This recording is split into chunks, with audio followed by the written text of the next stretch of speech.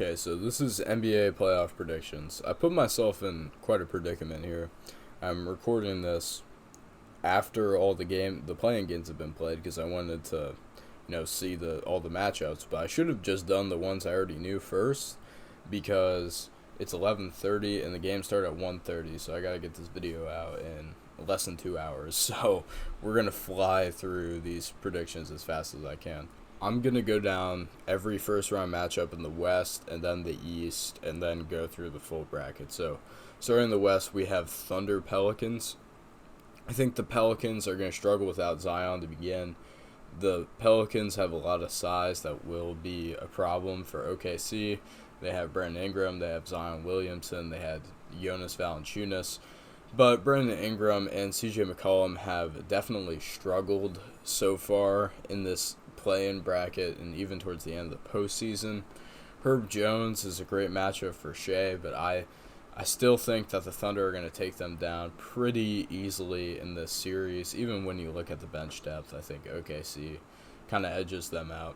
I'm going to take OKC in 5 or 6 games. But I'm also a Thunder fan, so we'll keep that with a grain of salt. But I think OKC wins no matter what. It's just how many games. I'm going to say 5 or 6. Clippers-Mavs might be one of my most anticipated series, which is our next matchup, the 4-5. This one is more of a toss-up than a lot of these are to me, but I'm going to take the Clippers in 7. I think that having James Harden allows this Clippers team to throw Paul George and Kawhi on Luka more. Historically, they've only done it towards the end of games or in Game 7s, but now they can do that with having another guy who can carry the load offensively for when these guys are going to exert less energy offensively because they have to guard Luka Doncic. And the Clippers have also beaten the Mavs every single time. And I think the Clippers are better. I think the Mavs are better. But I trust this Clippers team, and I think they may make a run. So I'm going to take them in 7. I also want to touch on the James Harden kind of like playoff Joker narrative. I think that might not be true in this series. I'm ready to be proven wrong because I don't like James Harden that much, but I don't think he's going to choke in this playoff series. He's probably going to play very good and very efficient, but that's just something I wanted to throw in there. Next is Timberwolves Suns. This one again is like a very toss-up matchup. But since I have to go fast, I'm just going to say Suns in 7 again. I don't want to make too many of these in 7, but I think this matchup is very close. I think the Suns are more talented and they're better built for a playoff run. But I do want to throw this idea out there. Is it possible for the Suns? We've seen in the past when the Jazz Clippers series, what I'm thinking of, when the Clippers went small, the Jazz defensively had a big problem with that. So if the Suns went small, could that work against the Timberwolves? Because Rudy isn't an offensive guy who will exploit those matchups. So if you run KD at the 5, bringing who they have off the bench, Royce O'Neal at the 4, Grayson Allen, D Book, and Bradley Beal, could that lineup actually be a good one for Phoenix to run at some points in the series? I don't know. It's just a thought I had, but I'm going to take the Suns in 7. Nuggets versus Lakers. This one is Nuggets in 4 or 5. That's all I have to say. So now we move over to the East. We have Celtics Heat. Now this matchup would have been very entertaining if Jimmy was playing. I think it's still going to be entertaining. I think the Heat are going to win more games than people expect.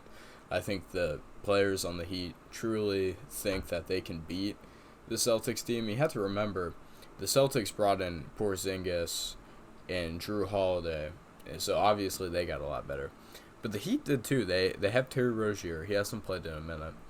They didn't have Tyler Hero for this series last year, and they have Jaime Jaquez now. So I think the Heat are going to take this to 5 or 6 games, but are going to lose to the C's ultimately.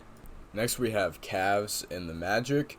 Now, for this series, I'm going to take the Magic in 7. I like the Magic a lot better than the Cavs and how they're constructed. I think they have great defenders. They have great depth off the bench. Jonathan Isaac is maybe the best defender in all of basketball. I love Paulo Banchero. Jalen Suggs is an amazing defender. It's going to be interesting to see how this series plays out. Two defensive-minded teams. But I also think the Cavaliers decided to mess with the basketball gods by losing intentionally to play this Magic team. I think they're going to pay for it. So I have the Magic going out in 7 here. The Bucks versus Pacers. Giannis is going to be out for the first game. I don't know about more, but I'm still going to take the Bucks in 6 here.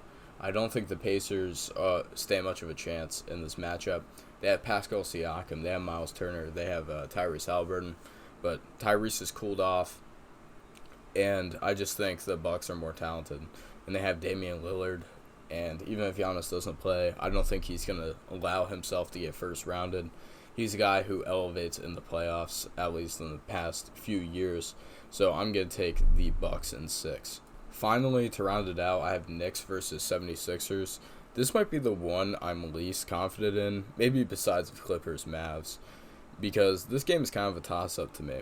But ultimately, if Joel Embiid plays like he played against the Miami Heat, where he just doesn't look like himself, and looking at this Knicks team, I think they're very well equipped to slow down the 76ers team to a halt.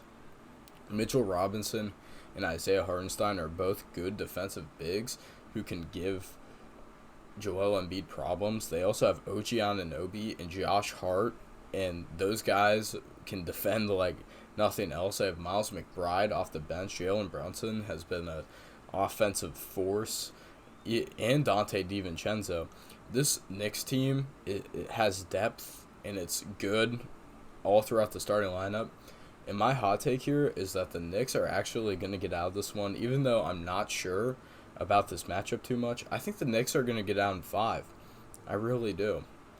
I'm confident. As I think about it more, I'm more confident about that Knicks team. Oh, man, I don't know what to do with this Thunder-Clippers series because I'm a Thunder fan. And I don't know what's going to happen. I have no idea. I don't know what team wins this series. I don't know who gets the edge in this one. OKC is a great shooting team. The Clippers have the veteran mentality and talent. The Thunder are young, but the Clippers have also choked in the playoffs before. I don't know who to pick. This is a complete toss-up to me. I'm going to take the Thunder in 7, but this could go either way. Now we have the Suns versus the Nuggets. I think the Suns could beat the Nuggets, but I don't think they will. I'll take the Nuggets in 6. Celtics versus Magic. I'm going to take the Magic. No, not the Magic. Whew. Got some people scared there. I'm going to take the Celtics in 6. Now we have Bucks versus Knicks. I'm going to assume Giannis is fully healthy for the series. But either way, I think I'm going to take the Knicks in 7.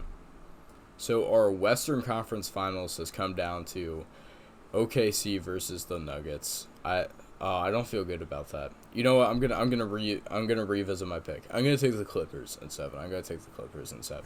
So this is Clippers v Nuggets. It's gonna be a good series, and I like the Nuggets a lot. But something tells me that they're not gonna go back to back here. I'm gonna take the Clippers in 7 against Denver. Something just tells me that the Nuggets aren't going to make it back to the finals, so I'm going to listen to my gut. In the East, we have the 1-2. We have Celtics versus Knicks. I think the Celtics beat the Knicks here. I think the Knicks will put up a fight, but I'm going to take the Celtics in 5 or 6. So finally, for this finals matchup, it would be Clippers versus the Celtics. I think the Celtics have the talent. But I don't know, man. To me, it just feels like the Clippers here. I'm going to take the Clippers in 7, and they're going to win the NBA Finals. So those are my playoff predictions. I wish I could have gone a little more in depth, but at the end of the day, I don't have enough time to, and I still gave what I think are good predictions. So let me know who your finals winner is in the comments and what series you disagreed with me the most on, and I will see you all in the next one.